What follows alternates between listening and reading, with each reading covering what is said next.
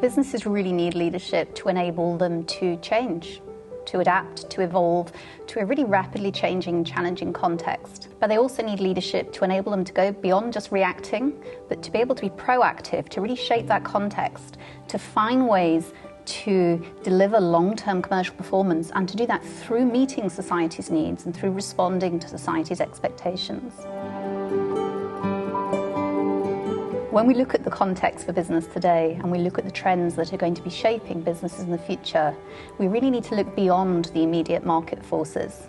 We need to look at the macro trends that are really going to be shaping the way that we live, the way that we work, the way we consume and eat and communicate and socialize and travel. So we need to look at all of those forces that are going to be shaping the societies and the economies that businesses are serving. So that requires us to look at forces such as the really rapid advances in technology. So we know that technological advances are really rapidly redefining the way that we live and work. But it's also increasingly important that businesses look at the pressing environmental trends that are shaping and affecting the societies and economies that they work in. And importantly, it's no longer enough for businesses to look at these trends just through the lens of thinking about risk management and optimizing commercial opportunity so that they can maximize shareholder returns. So society is increasingly expecting more from business. They're expecting business to be part of the solution to these challenges that they're facing.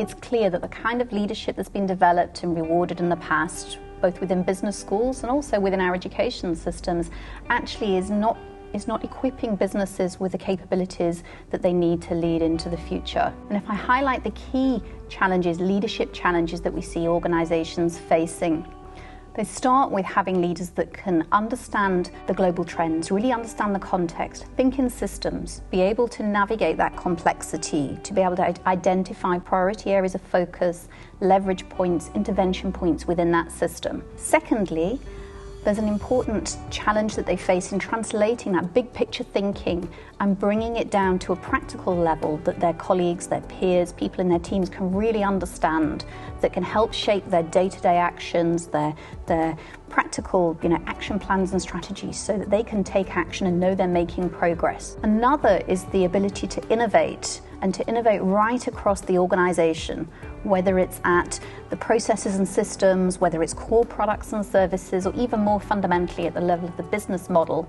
Companies are recognizing they need to foster a culture of innovation. And then there's the importance of being able to collaborate to be effective in influencing and engaging people across silos, across the organization, beyond the transactional relationship, when you need to get people to come together and work towards a common goal.